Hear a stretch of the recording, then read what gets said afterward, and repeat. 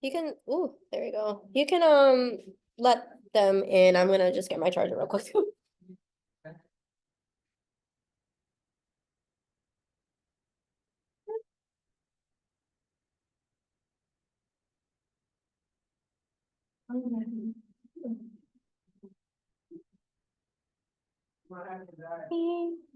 Oh, it's currently closed right now.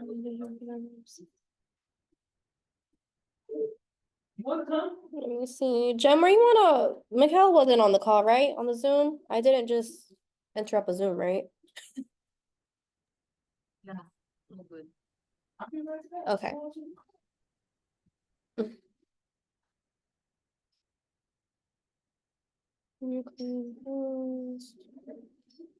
Hi, everyone. Hi, Bella. Hi Denise, how are you? I'm good. I'm over here trying to get settled. I'm I struggling. feel that, I do. Let me see. Oh, Jem, I want to reclaim. Should I reclaim at this point? Sorry. Jem, if you need to be host, go ahead and just take it back for me. Yeah, it's okay. Okay, cool. Sorry, guys. I'm a bit sick and under the weather, so if you can't understand me, have me repeat myself. I'm just a bit congested. We're just waiting for everyone to come in here to start the live Q&A for everybody. But if anybody, while we're waiting for everyone to hop in here, anyone that has questions as of right now can feel free to unmute themselves and we can get those questions answered ASAP.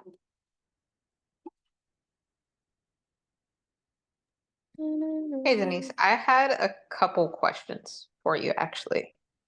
Yeah, what's up? So the first one's gonna be, one of the clients I got to sign up, he has a collections account, but a lawyer picked it up and he's making payments on it. So what do we do when a lawyer is involved?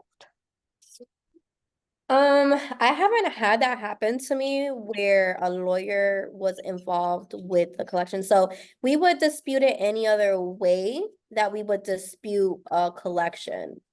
So Okay. when you say that the lawyer picked it up, are you saying like they like mailed something to the client? Like what are the details? What he told me was that it was with a collections agency for a little bit, and then the collections agency brought in a lawyer to collect on it. And as soon as a lawyer got involved, he started making payments on it. I think it was like a $4,000 balance, but they have him paying like $600 a month. So are they like garnishing a check already or? Nah, he's just making the payments to him. Okay. So Yeah. yeah, you would handle it any way that the same way that you would handle the debt collector. So it's no different. So you would actually Okay. request the method of verification and have them provide that documentation first and fight that. Basically let them know like I'm not that is alleged, it's not mine. So I want this to be removed. And I would go about it that way, even though it is a lawyer picking it up. Okay, facts. All right. And then I talked to a couple and they both have auto loan accounts on their report, but they were refinanced through a different bank, right? So they still have the good loan showing, but on the original loan, it's not saying that it's refinanced, it's actually showing as charged off. So do they still owe, so basically they had an original loan and it was just transferred over, like refinanced to, it wasn't in negative standing or anything. Yeah, no, they just had it transferred over. They said, and actually they said that they didn't even request it. It was, they got something in the mail saying that the original lender had transferred it to somebody else, and that was just who they needed to start making the payments to. Okay, and it's showing as a charge off? I'm wondering why it's showing as a Yep. charge. So then I would factually dispute that account. And then if I have, or there's two ways you can go about it. So you can either factually dispute that account as a charge off and then get it off that way, or you can go the route and actually getting the documentation from the client from that bank originally, where they have supporting documents that was sent to the client, hopefully maybe email, text, whatever they have, showing proof that that account was actually transferred over to another, basically like a bank. The other, like it was refinanced. So that original charge off auto loan should be not on the credit report, like it should be removed. So those are two ways that you can go about it. Okay, That back. make So sense? you said factually dispute it or just get the proof and send it in and try and get them to remove it like that, right? Yes, but me personally, I would just factually dispute it with the Okay, CFP. facts. You said that. We're just gonna go that route. Um, I had two more questions for you. I'm so sorry. I'm not trying to bother No, you. that's what it's, no, this is what it's for, so. Sweet. Okay.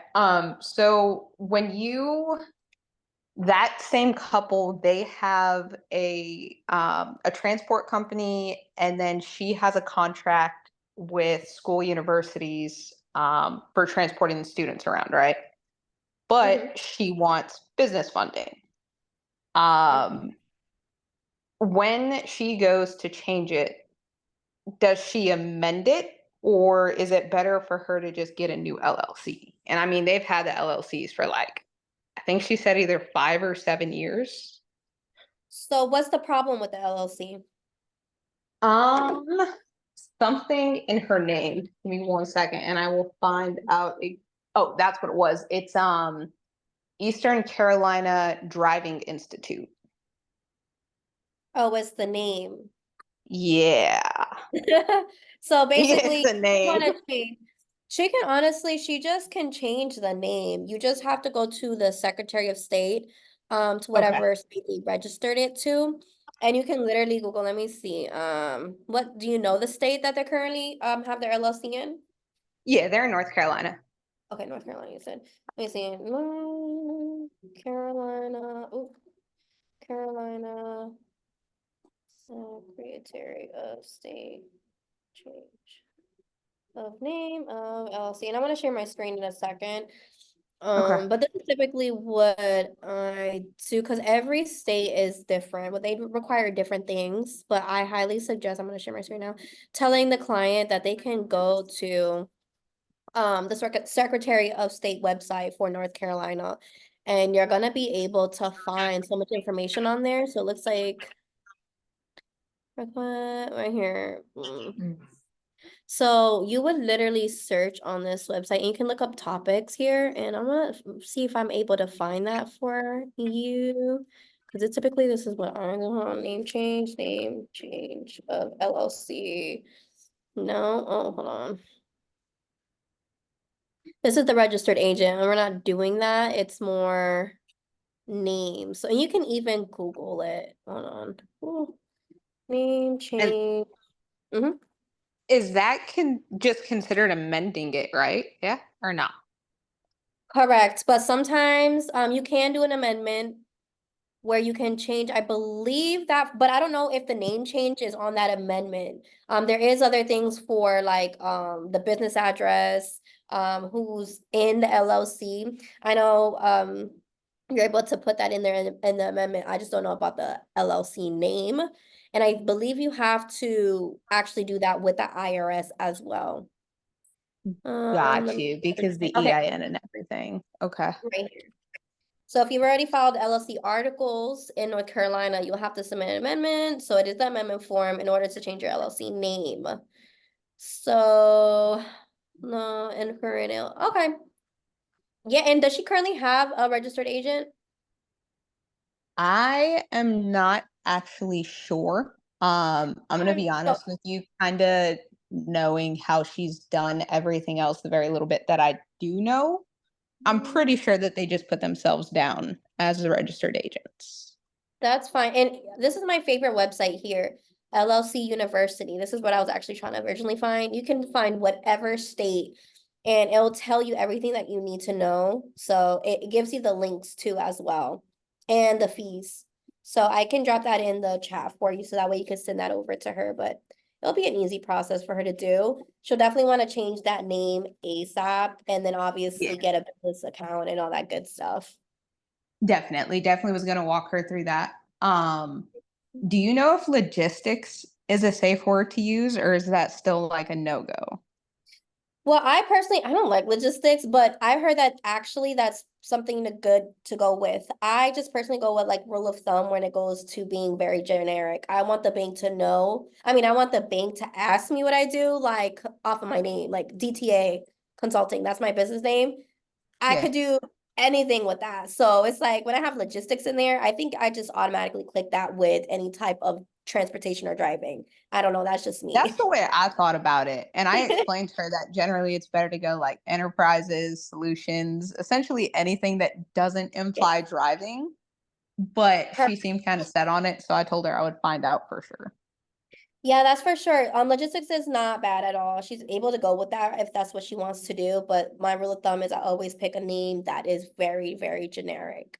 But she could also do like file a DBA, which is like doing business as, and then her Yeah. actual real business name. That's what I was trying to get her to do. I was trying to just keep it like their first initials, enterprises. And then I was like, listen, if, I understand you want to rebrand, but like you said, just get the DBA and that's what you can push to the public. But nobody Yes. else needs to know what's like on your legal papers. Exactly. So you're definitely telling her the right route. And if whatever she wants to do is whatever she wants to do, at least you suggested what the right route to do is, but you can send her that Yeah. link and she could go. Facts. Okay. All right. I appreciate it. You're Oh, welcome. one last question. Um, do Mikhail and Dom know anybody or work with anybody that does grants or not? No, they do not, but if are you talking about like a grant writer or just grants in general? 'Cause I don't know. You would probably need the grant writer, and kind of like I have like a very base level knowledge of grants. Mm, But when I was talking to her, because they're so involved with the community and with mhm, actual universities. mhm, Something that I was telling her is that grants might work better for her because she's in that type of position. She's mhm. helping the community. Um, Um, that's for sure definitely a good route. I just don't believe Mikkel and Dom work with anything related with grants, but I can definitely ask them and reach out to see. But ooh, and if you're looking again for a grant writer, I'm not familiar with any grant writers, but you could always go to like Fiverr and look for a grant writer there after doing the reviews. And if you need like places to where to apply for grants, I offer that. So if you needed that, you can reach out to me. I just don't do grant writings. got you. Okay. All right. Facts. I appreciate it, girl. Thank you. You're welcome. Oh, I didn't notice I was still sharing my screen, guys. Sorry. Corey, you can listen, business funding, we can definitely go into that depending on what the question is, because that's definitely like a whole different ball game. So depending on what the question is, bring it to me. If you're still here, Corey. Yeah, I'm still here. Thank you. So pretty much my question first is just direction on the steps to going ahead to get the business credit card. So like with my LLC, do I open a business bank account? And then really my second question is understanding and or direction on what credit unions or banks, what credit bureaus they look to qualify you for certain business credit cards. Yes, so do you have, just a quick question, do you have the Magic Eraser course? Yes. Okay. Did you go over the section of how to apply for a credit by any chance? I'm gonna go ahead and just share my screen because I believe they have a section in here where they actually go over that. Ooh, and they have a secret lenders list too. So depending on which credit bureau you're trying to utilize, depending on what bank you use, they will be able to tell you on here, or you can actually call there's a website too called, I'm gonna look it up for you guys. It's like, a federal credit union locator. So it locates the nearest like credit union in your state, in your area. They're typically the best ones to start a relationship with. Let's see, we're gonna go back around, what to do? Let me go down here. And you're talking about, right, business credit cards with like major banks like Chase, Bank of America, things of that nature, right? Yeah, yes. Just trying to maximize like the credit limits, the most amount an individual is able to get. So because I'm looking to get started in the near future with like e-commerce and selling on Amazon, and then transition into property as well. But just looking to get access to like business credit cards in the meantime. Yeah, for sure. You definitely always want to get in on the personal side. They do talk about how to apply for credit the right way, so that way you're able to get in. So once you actually click, they actually have what to do to prepare before applying for credit, actually applying for credit cards, and then here where it says applying for business credit cards. I'm not sure if you actually took a peep. Did you actually already review this portion? No, I didn't review that portion. That's I was, okay. yeah, Because that's why I've we do seen it. this, so that way we're able to cover, because there's a lot of information in this course, and sometimes we overlook a lot. But they definitely go in on a lot of the business aspect of it when it came down to the business credit. And that's what I liked. But my suggestion to you is definitely come in here into the course and check out that specific section. But when it comes down to building, or not building business credit, but getting business credit cards, you definitely want to get on the personal side first, and then build that relationship with them, and then definitely open up that business checkings account with that original financial institution. Because a lot of times it comes down to that relationship, to where they give you that high limit. So the longer you use their products, which what Dom calls the sticky products. The sticky products are the debit cards, the direct deposit, any personal loans, like anything that they may have to offer, and you can do, I would do it, and I would do it at least for a minimum of 31 days, and then apply after that, after building that relationship with them, both personal and business. Okay, got it. So that brings me into this question. When it comes to like opening business, I mean, just regular personal accounts with them to build that relationship, like how much would be recommended to, have inside of that bank account? I don't think there's like a right or wrong like amount to put in there, but obviously the more the better. I personally, when I first started, when I did it with Navy Federal, I only originally put $200 in there, and I kind of just used them for a whole month, with all their products and things of that nature. If you could do more, I was just starting out, so I didn't have the money for that. But if you could do like $1,000, you leave that in there in your savings or your checkings and do whatever you want with that account. I would say $1,000, but it does not have to be $1,000. But if you have the funds to play around with and can and set it in there, I would definitely do that. They also have that section where it says building business credit. It literally states in here how to set up your business for maximum funding, and I love them because they're so detailed on everything. And I was trying to find the section to where they actually have the list, like the lenders list. What is business credit? Let me see, building credit from your personal credit. This one isn't here. There's a section in the course where, again, it was like a lender's list. But even if I can't find it right this second, I'll definitely post it within the school community or in the chat before I head on out. But you can also, let me see if I can pull it up here for you guys, which is the, what is it, credit union locator. Where'd it go? Hold on.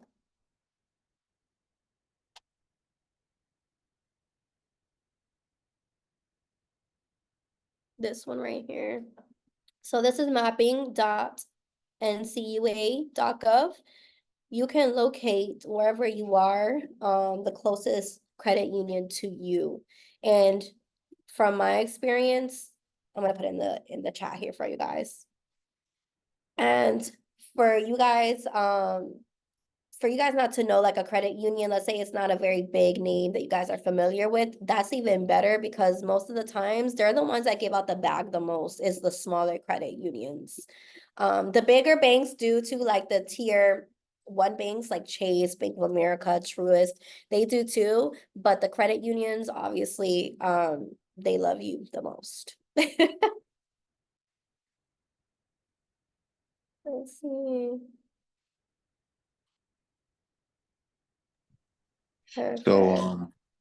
is there like a specific waiting period where once opening that personal checking account and savings account and putting some money in that account, is there a specific time period where you should wait to apply for the personal credit card? Yeah, so you would want to wait definitely more than the 31 days. So the minimum 31 days you want to wait because during that time you're establishing the relationship with them. You're not just sitting money in there.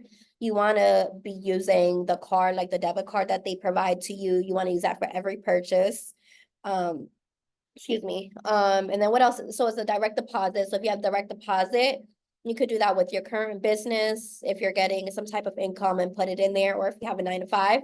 I would use that specific account for that. If you make any bills or anything on auto pay, I would utilize that account as well.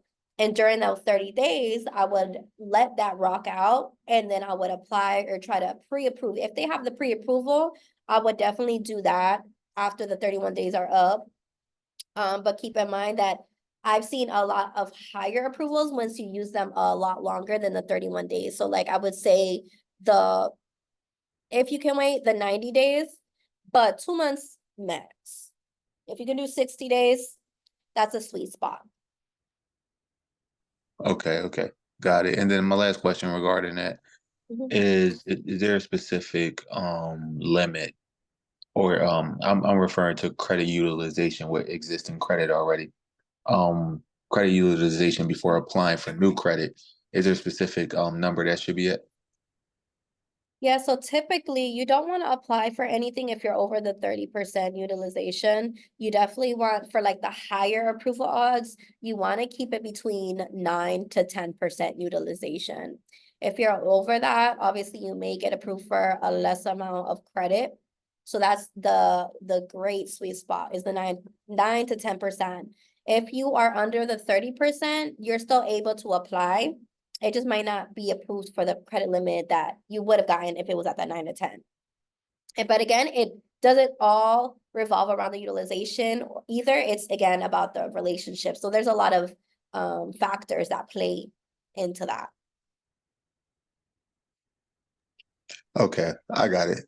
So yeah, I'm going to actually go into that section into the Magic Eraser portion of the course and start to get comfortable with that portion of the course. I appreciate your help. Of course, you're welcome. Oh, I want to make sure that nobody else had put in here because I'm skipping through. Thank you, Jem. Yes, you guys, if you guys don't have the Magic Eraser course, feel free to click the link. Jem posted it into the group. And then if you need done for you credit services, you can always schedule with me. It's a free credit analysis, and I just basically break down your whole credit profile for you. And I make it very easy for you to understand your credit profile. But if you guys have questions, feel free again to unmute yourselves. I'm going to stop sharing my screen real quick. I think a lot of you guys, I'm not sure if some of you are here tonight, but I think you guys had some questions related to, I think, identity, like using the identity theft website or more of personal information when it comes down to the inquiries and personal info.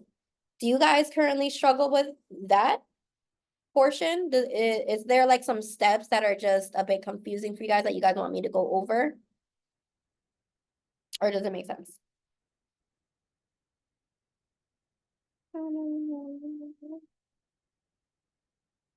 Is Claudia still here? Claudia's out. Darn. Sorry, Claudia. I'm just trying to find the question specifically so that way I'm able to answer it, even though they may not be here because they might see the recording. So One person off the Facebook group, I wanted to answer this for them, but they had a question related to how to submit a response back to the credit agencies because they finally got the letter back from the bankruptcy court. Excuse me.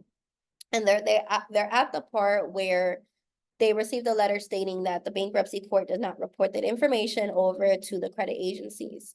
And they weren't sure how to submit that information back over to the credit agencies because there's been mixed signals. So they weren't sure if they're supposed to do a CFPB or through mail. But I personally recommend utilizing both.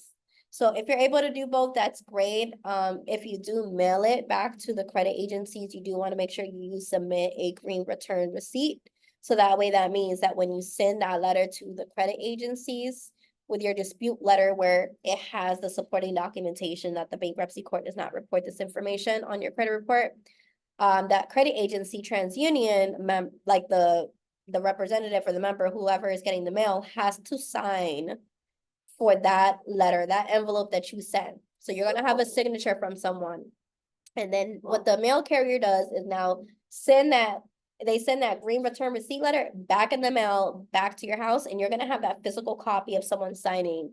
So now when you call to follow up with this, you have proof and documentation that someone signed for this letter, they do have the documents, and that you demand for this to be reviewed and removed off your credit report. If they don't remove it, at least you sent a green return receipt letter, so if you decide to go to take them to court, you have the paperwork, you have the documentation. So that's why it's very important to document every process, every dispute through every process, because you don't know what's gonna end up happening later down the road of what route you may have to take.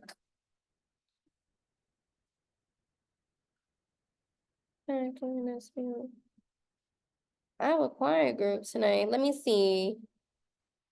Dree, Tawana, sorry if I butchered that. Do you guys have any questions at all? I'm here for you guys, so feel free. Don't feel like you guys are bothering me with questions because that's what I'm here for. Let me see. And then Miss Smith. I think it's Kamaya or Camilla. She's also not here. But she had a question and it was relating a follow-up suit for a letter, something that she can send to the credit reporting agencies if an account is off one report and not the other. In that case scenario, if an account was removed, and this is what I would do, that is one way to send a dispute over to the credit agencies, or you could literally stick to the same dispute. Let's say that, sorry if I butchered her name, Camille. Let's say that she factually disputed that account, right? And it was only removed off a TransUnion. She can go ahead, come in here and create the dispute letter. Please create me a dispute letter explaining how, let's say Equifax removed my repo of my credit report. However, why is Experian still reporting this false information regarding this account? I have sent in multiple disputes prior to and will not stand for this. This is at the top of my noggin right now. Like, you guys can make whatever you want up and put it here into this dispute box, into ChatGPT to create you a follow-up letter. So if that's the route you want to go, where you want to basically pinpoint the fact that one credit bureau deleted it and the other one didn't, you're able to include that here into the ChatGPT. I gotta move this out my way. So I have sent in multiple disputes prior to and will not stand for my rights to be violated. And as you guys can see, I'm not using any type of law verbiage in here. I like to keep it simple sometimes for the first or two rounds. And you can throw it in for a little razzle dazzle. I have sent in multiple disputes prior to and will not stand for my rights to be violated. I demand for this, for this account, you guys always have to talk to them like they're babies and you have to take them like step by step. So you got to tell them what they have to do, right? So they received your letter. Now they need some type of instruction. I demand for this account to be, to be removed off my credit report. I have attached the following documents to this letter. At this point, this is where I would actually include the letter or the proof of the documentation of the other credit bureau deleting this information, and I would attach it to this letter here when I submit my disputes. As you guys can see, this has been created for you. Boom. There we go. To provide context, Equifax has already removed this possession from my credit report after thorough investigation and verification. It is unacceptable that Experian continues to report this false information, which is a violation of my rights under the Fair Credit Reporting Act, right? Simple, straight to the point. And then I would attach that supporting document of the proof of where that credit bureau disputed that information and it was deleted. What's going on? I think since anyone it's a pretty quiet group tonight, Shimon. No, nobody got no problems with their credit. I'm surprised. I wonder why everybody's in the group then. I'm playing. I Oh, know, right? I do have a question because I did see somebody talk about how I don't know, you might have mentioned it. They disputed the late payments and then they ended up removing the whole account. Yeah, did that person ever send a letter in or anything that they use? No, I don't think they ever responded. But I Yeah, I know was from curious how that turned out. experience. Yeah, I think from experience, I've seen that happen a lot. That's why you guys, that's why it's very difficult for you guys to dispute things on open accounts because it can get very tricky. And especially if this is an account that had a lot of history on it. And in the midst of you disputing it, they would just remove the whole account because they're assholes like that. Instead of removing the late payments, they're not gonna plop that bad boy back on there. So that's something that you guys have to keep in mind. But I don't think they ever posted the letter. Can you see? All right, guys, I think this is gonna be a short little class. How are you guys liking school community? Is there something that you guys wish to see more of? Like we would like some feedback on maybe, are you guys reviewing the classes? What type of classes would you like in the back office, under the classrooms? Ooh, excuse me. Any feedback would be appreciated.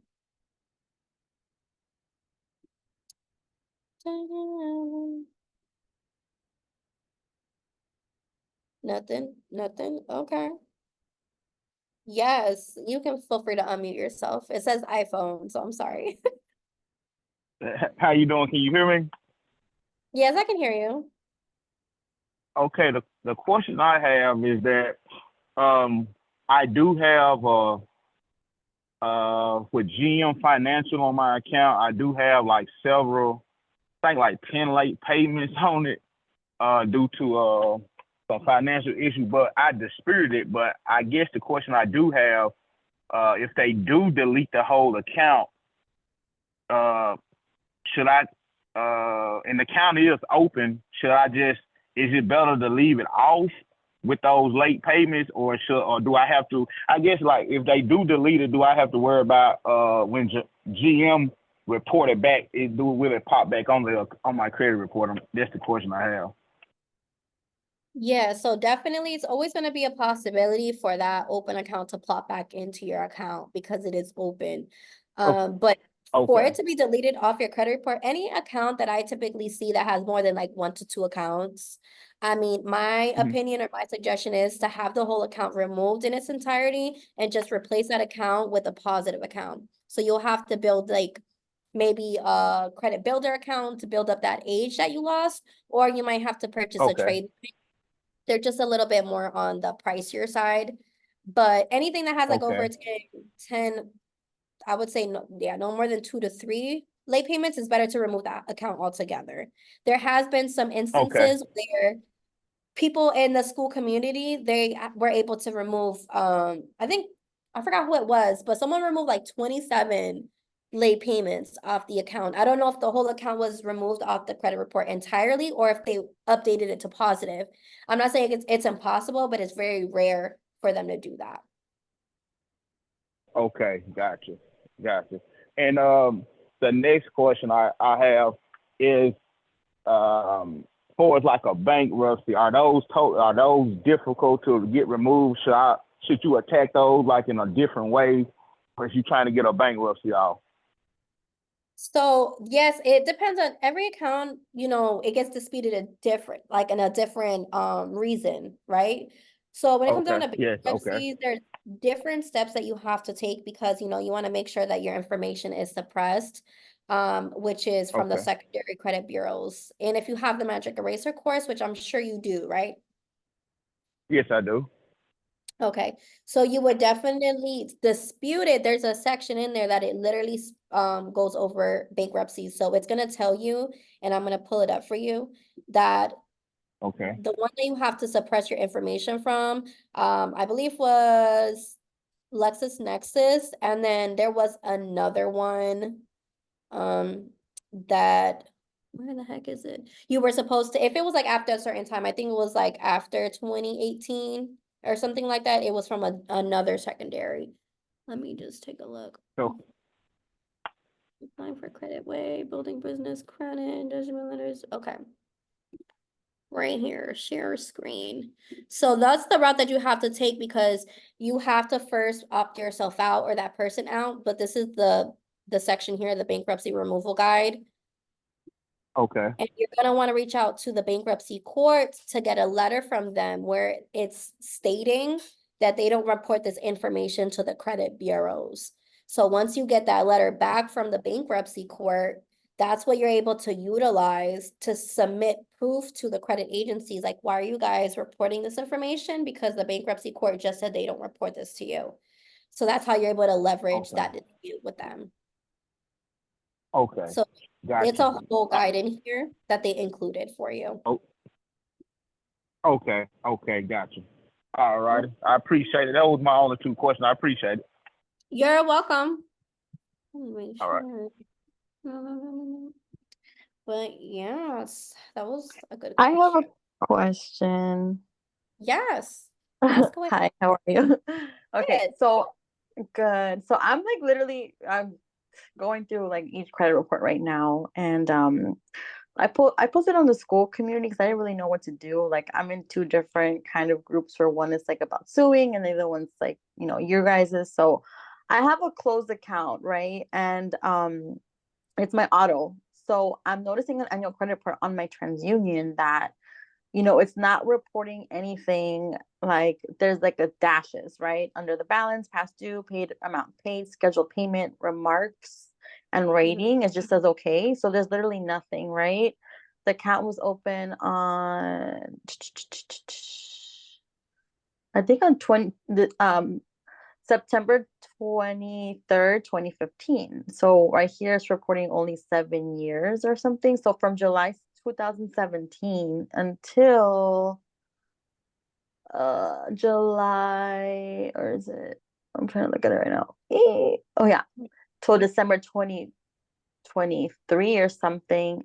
It's not reporting anything, but from July 2023 until like May 2024, there says that it's a remaining. There's a balance, which I think that's an inaccuracy because I already paid the car off, and it's like I don't know anything on the car. So I guess my question is, what is like the best method, since it's like I already paid it off, so I would assume that it is closed, right? But it's still reporting a balance, and it's not reporting any like payment history at all.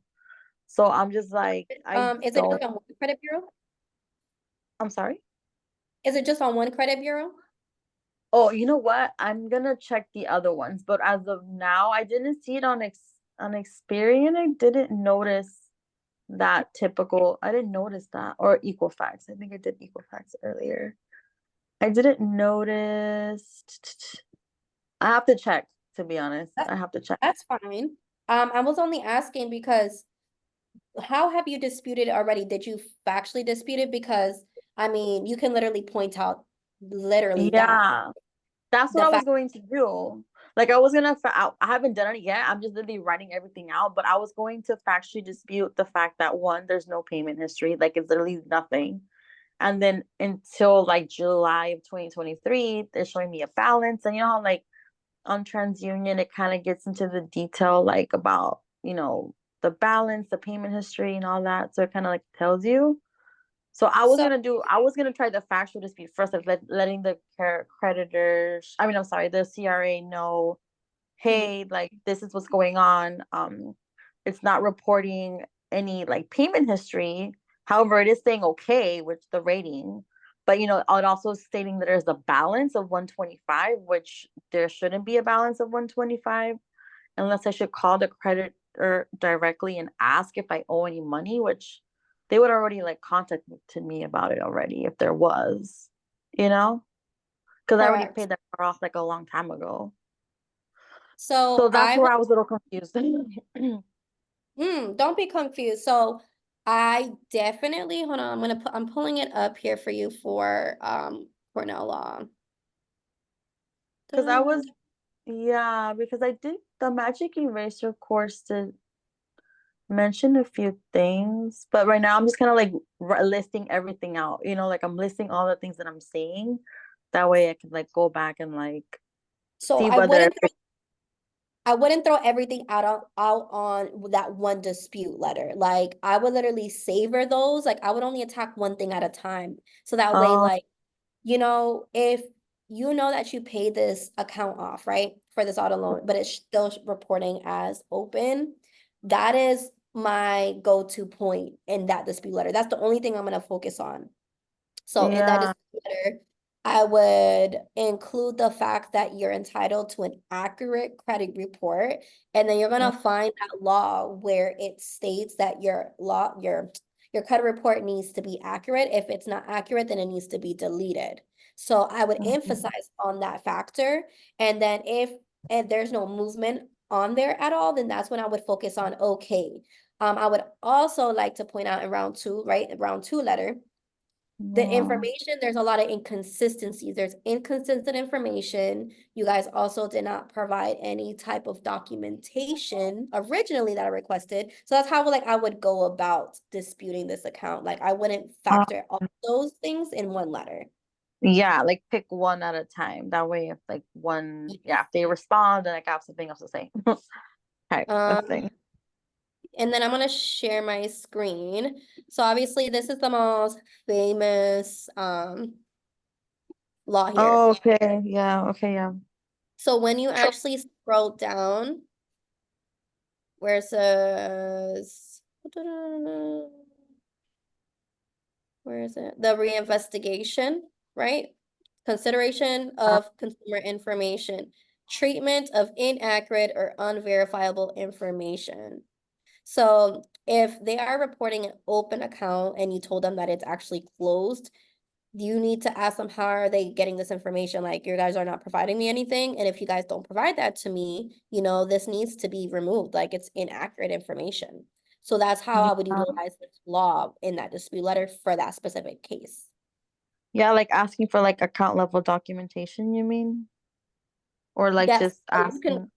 just ask in general. Like, I would literally Oh. put in, hold on, let me see. That's again, I come to ChatGPT for everything. What was the name of the auto loan? Ally Financial. Create me a dispute letter to Ally Financial. Oh, Lord. Oh, not to them, to actually the credit bureau. Oops. Create me a dispute letter to, let's say it was, which credit bureau is it? TransUnion. Yeah, TransUnion. To TransUnion. Oh, stating. Oh, trading. we're pointing out, I can't even type, pointing out the fact that Ally Financial is reporting as an open account when it's closed. This is, oops, inaccurate information and entitled to a accurate credit report. They are violating my rights as a consumer under, and that's where I would literally copy and paste this law. Boom. Oops. Here, and then if I wanna, like, let's say I wanna add a little spice into it, right, into this letter, I would find the specific section. Let me go back here. Termination right here. Mm, So right here, I would copy this portion where they talk about how if it's found to be inaccurate or incomplete or cannot be verified, the consumer agency shall obviously delete that information. So I would put that in here. Emphasize. mm, So if I want to say that, emphasize, oops, emphasize the fact that if I shall delete this information, this information off my account. And then if I want it to be a bit more aggressive, because let's say this is only the round 1, we can send it without the aggression. But let's say this is like letter 2 or 3. I would say make it a bit aggressive. Like you have to tell it what to do. So now you have your letter here that you can now send over to the CFPB and attach TransUnion to dispute. You can edit okay. here. Yeah, like if I want to like take some, because I feel like the first couple rounds you shouldn't really like include the law, just kind of like write the law in there, right? So this is what I Or typically do for any dispute, like whatever oh, round. okay, So because we did include it in okay, here, which was uh-huh. the 15 US Code 1681. Okay, okay. So okay, So if there's something in here that I personally don't like, I'll edit it because you yeah, don't have to do everything word by word. But what I can do is I yeah. can copy and paste this for you and I can add it into the chat. I don't know if you can copy and paste and put it in your Oh notes. yeah. Or yeah, yeah. Thank you. Oh, can Yeah, I because I do? was just like wondering if I should like remove it completely or just have them like, the instructions should be, can you please update it? I don't know if Yeah. that's some, because don't you have to put an instruction or something? Like, Yeah, so the instruction is that you want them to delete it because any closed accounts, they're not gonna factor into your credit report. They just oh, don't. okay. So it's better Oh, just to okay. delete it.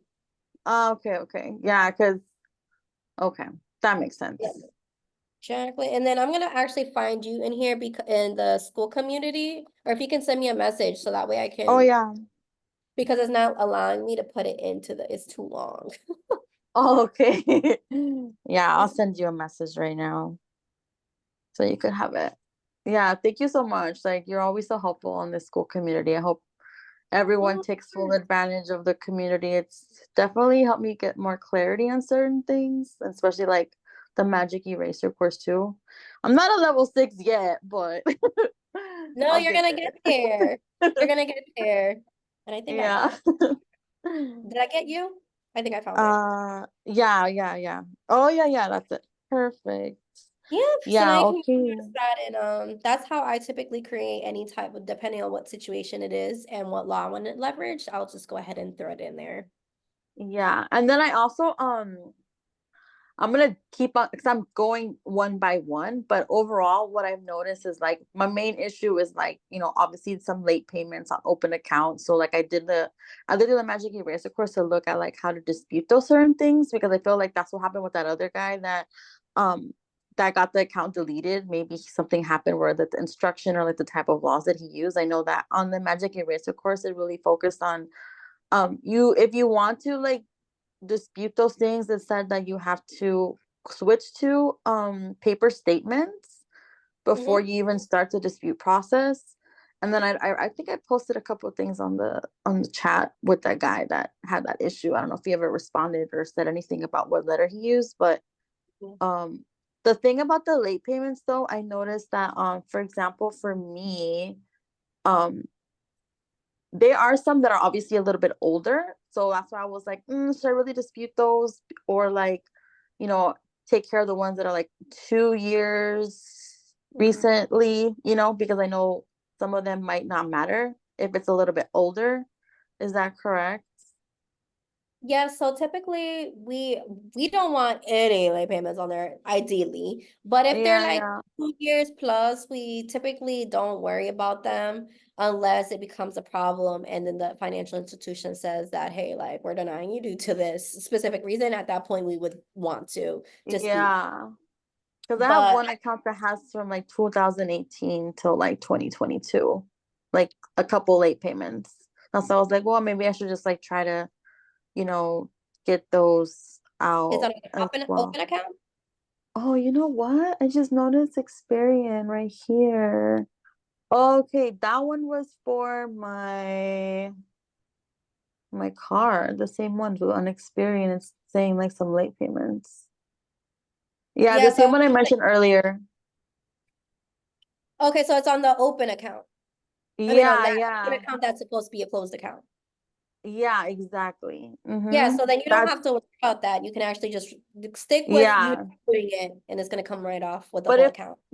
if I have like revolving accounts, let's say for example, like a credit card, Mhm. like yeah, I'm gonna want to like get rid of those. 'Cause I have another Capital One that has like late payments from April 2020 Yep. until July 2022. So yeah, okay. All right, got it. So try to remove all of it. So just give them the instruction of like make the list of like all the late payments and what days, how many days are late, and like let them know like to reverse it to pay as agreed, right? Or something like that. Yeah, so I would be very specific, again, to paid as agreed, then Oh, delete okay. the account. Even though, again, it's a possibility that it will be deleted because it happens to a lot of consumers. Oh, It does happen. okay. And that's why we always say, and even some businesses, including myself, I don't work on any open accounts with late payments as a business. Like that's just not something Oh, I do unless I notify the client, hey, there's a possibility that this account it will be deleted altogether. And they're like, all right, whatever, like it's cool. If it goes away, but I would like to get this disputed. oh, damn.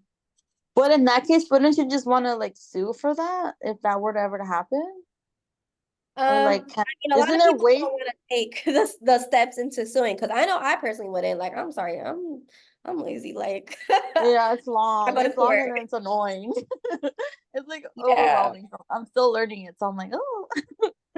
yeah, but But some people are doing it. Like Angel and May, I think they're starting the service yeah, to be doing it for other like for clients. So if you wanted to go that route, then so be it. You can sue them for that because I mean you didn't ask. yeah, because I'm in May's group too. I'm in both groups. I'm in that one and you guys and the Bennetts. But that's what I was trying to figure out. Like, okay, like why do they do that? Like, if let's say, for example, most people, I feel like most people who do have, bad credit, most of the times it's because of like late payments on open accounts. So if you're trying to remove those late payments, like what as you as a person, like what can you do in order for that not for the account not to close? There must be I know because I know on like on the Magic Eraser course, they specifically talked about like the laws you should utilize for an open account. So I'm like curious as to why they would close it. You know what I mean?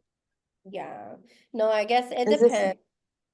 yeah. So even if I were to go that route and use the what they mentioned in Magic Eraser for, there is that chance that maybe it could close, is what you're saying, essentially.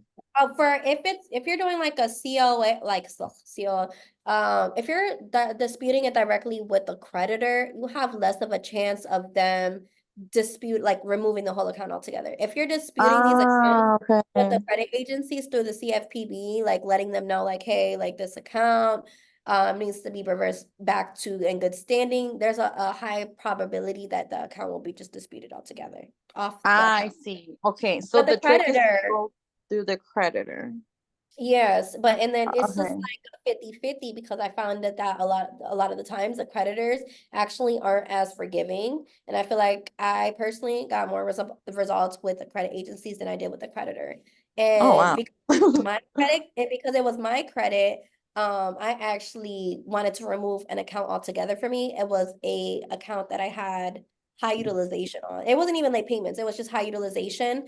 And I want my past, I wanted to learn from my mistakes. So in that case, I Yeah. didn't hear about that high utilization card getting removed. So I actually removed that account altogether. And now that utilization doesn't show on my credit report.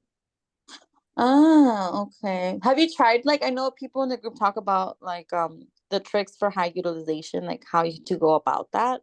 Have you had any experiences like writing letters to like specify specific accounts, like letting them know like how much percent or like whatever, how much you want, how much utilization you want reported on that specific account, or not so much? No, so typically you don't like tell them a percentage. It's you just don't want the utilization to be reporting at all. So basically that's a part of experience and the experience and what was it? The experience and Transaction?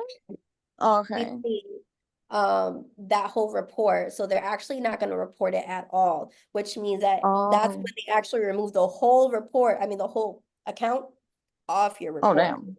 Mm-hmm. Okay. Damn, okay. Yeah. Okay. So they're gonna remove it. Alrighty. Thank you. Those are my questions. You're welcome. Oh, let me see. Hi, everyone that's new. I see some new faces in here. But yeah, you guys had some good questions tonight. Feel free, guys, if anyone else have any questions.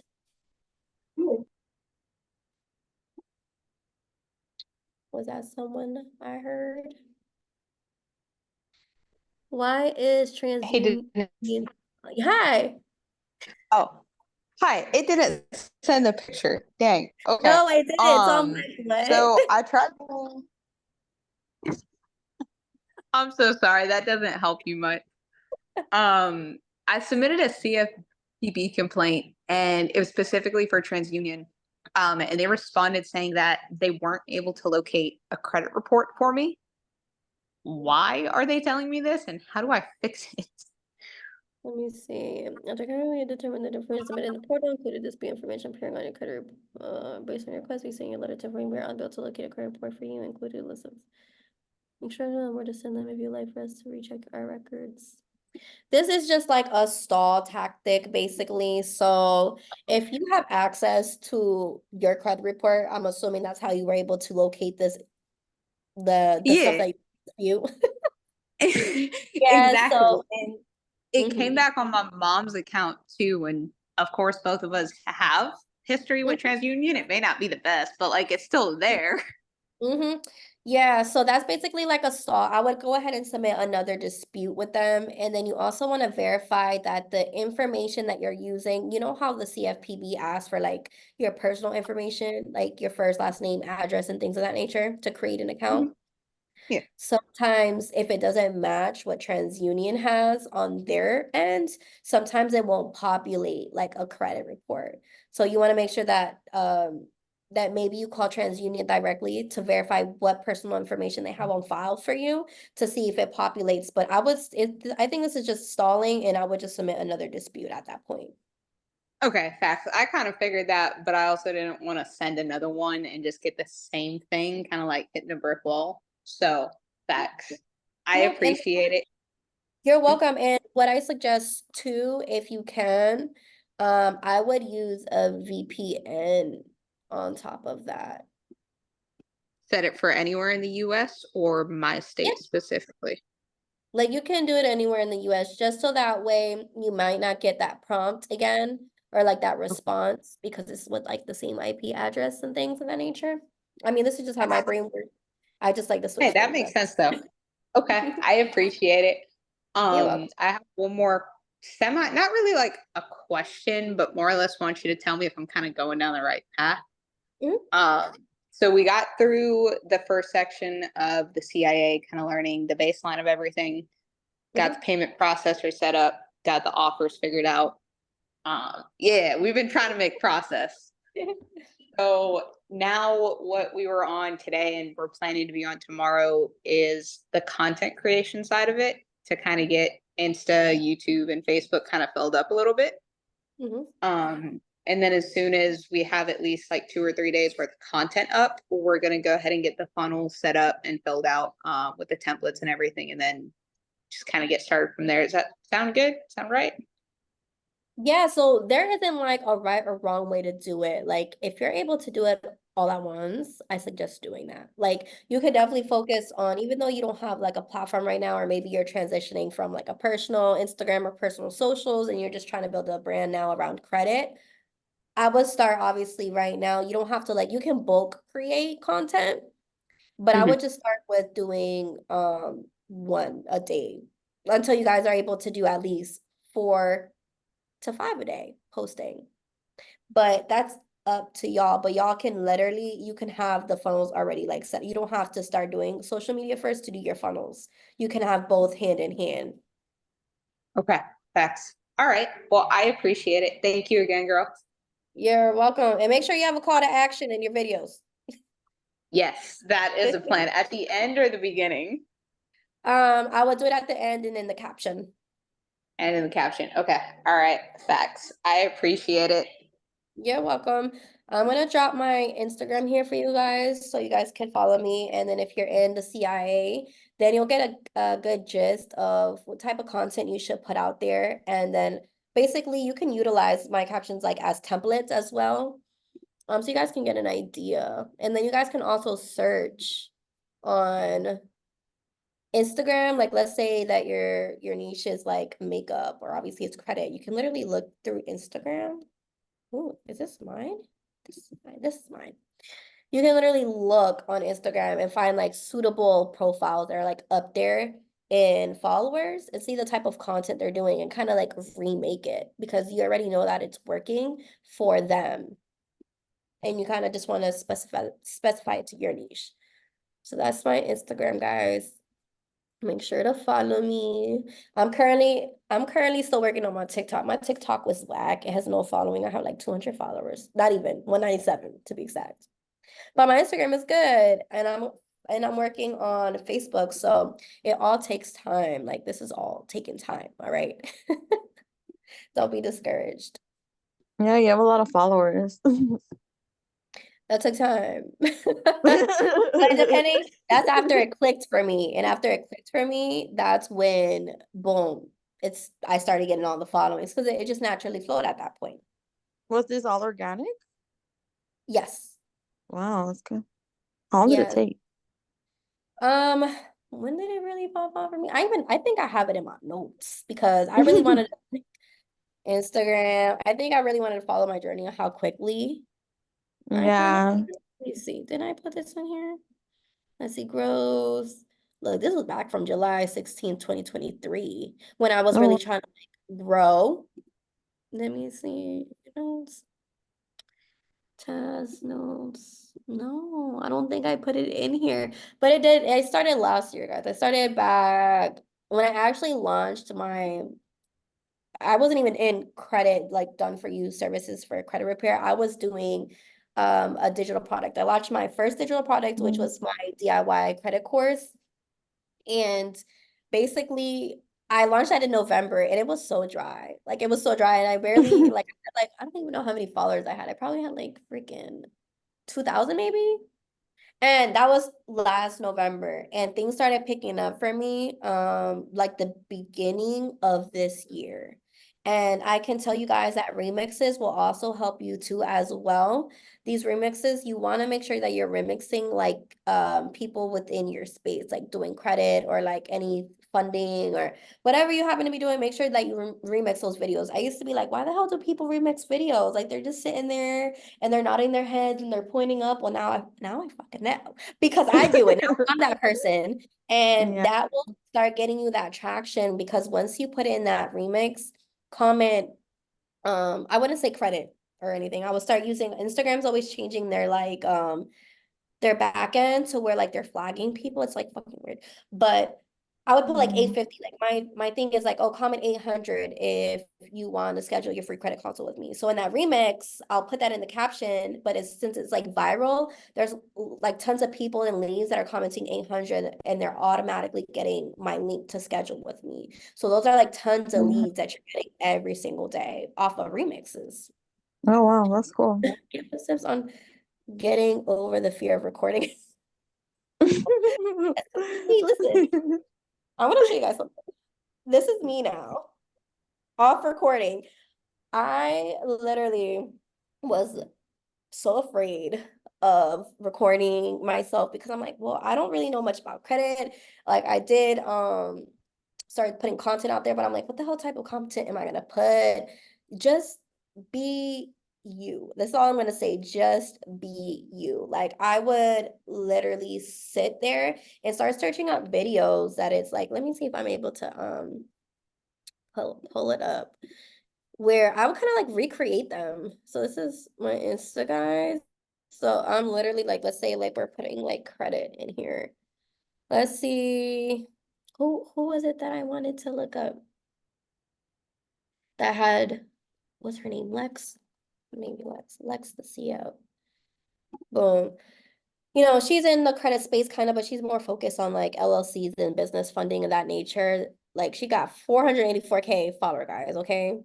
So I'll look for like content that she's doing that may match something that I'm doing, or I'll remix one of her videos if it allows me to. But I'll kind of like recreate it here. Look at this. Point of view, you learn how to leverage other people's money to start a business and gain financial freedom. So if I wanted to like redo this video, I can do it like something related to credit. How I leveraged my own credit, or how I repaired my own credit in 3 months off a DIY course. You know, like I can literally put whatever I want and just put in my videos there. That's how I started. And you guys are gonna see, hold on. Let me show you. This is stuff right now, right? Like you guys see, this is what I meant by remixes. These go crazy a lot of the times. Hold on. I'm gonna show you guys where I fucking really started, okay? Where is this? So you guys see this? Look, this is probably like, I was so excited because this reel hit. This hit for 295K views. And how many comments? This was like about 12.7K comments of people commenting. I think I put, like, this was about credits. Did I make this about credit at the end? Hold on. I made this about grants. Comment grant. No, okay, I had a grant list, so I made them comment grant. So you see this? All of these 12,000 people commented grant and they'll get a link, right? But imagine if this was credit. I think I did one for credit and remixed this exact video. And now those are all leads. This one didn't pop up as much. So I'm gonna go down all the way down to the bottom, and I'm gonna show you what I was doing for videos when I first started, because I ain't even know. Like I ain't even know. Y'all better not come. Did you create a bot for that? Like when you have people comment on there, like Grant, was it like a bot created, or how did you do that? No, it's called ManyChat. Oh, So ManyChat, basically, the automation thing. yep. Oh, okay. Yep. Listen, I even had someone in the beginning like edit my videos because I didn't know which route I wanted to go. I'm like, how am I gonna post all this video content in one day? So I would do like anywhere I go, like, look at this. This was edited by a content video editor. I ain't like that because what the heck is this?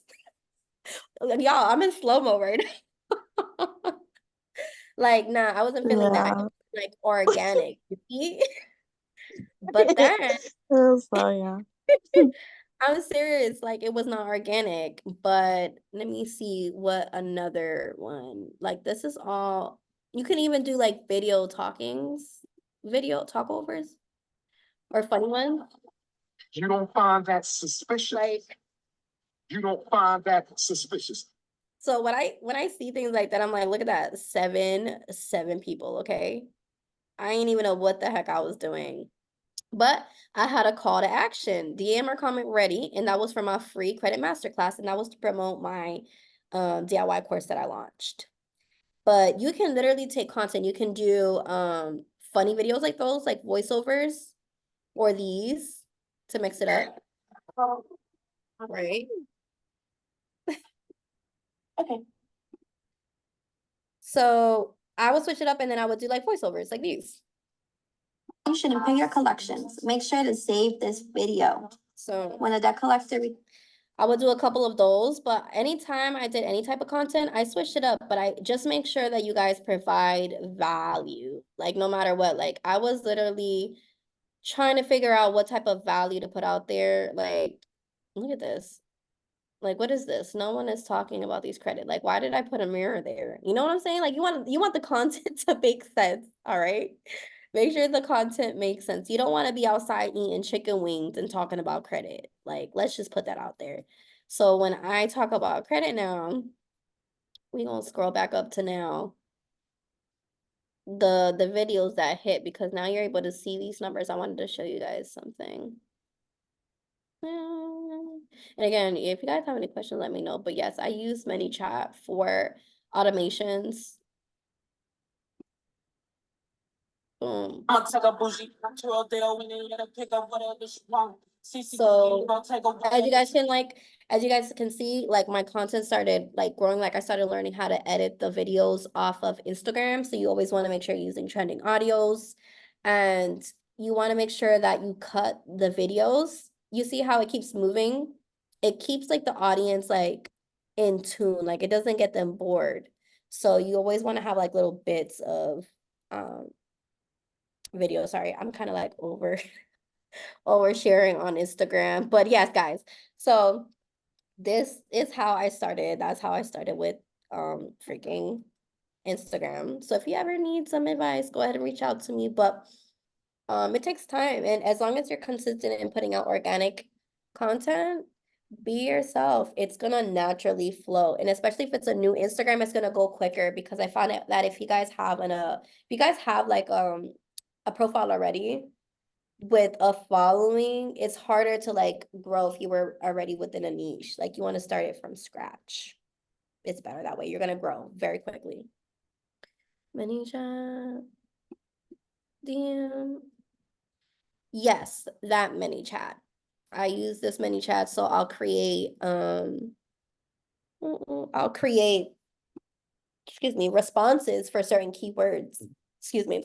So if it happens to be 800, I'll put that in my automation, and anytime anyone responds 800 in a comment, they get the message directly into their DM with the link to where they need to go. And that's how you accrue those leads. But yeah, guys. Hello, I got a question about Yes. hard inquiries.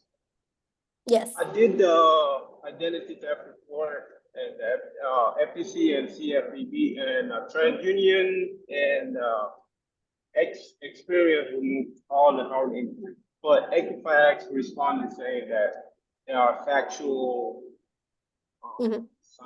factual inquiries, and they stay on the credit report for 2 years. So basically, they stalled the identity theft report. So my question is, should I repeat the process using the same report, or do a whole new one and then go back again against Equifax? Like TransUnion, and this is the first time I ever done hard inquiries. Like I use the 72 hours removal on the magic force. And every time I do it, it works for all 3 bureaus, but this specific time, only 2 of them removed the Equifax and they didn't budge. So my question is, should I repeat the process? Because normally, usually when you do the same thing over again, the CFPB will probably close it out saying that it's a duplicate or already disputed that. So my question is, how do I go back again and do it again? Yeah, so I would definitely go ahead and dispute that again with that credit bureau that verified those accounts. And if you have a VPN, a lot of the times they won't close it out. Has that been your experience where they closed out that dispute for you? No. Well,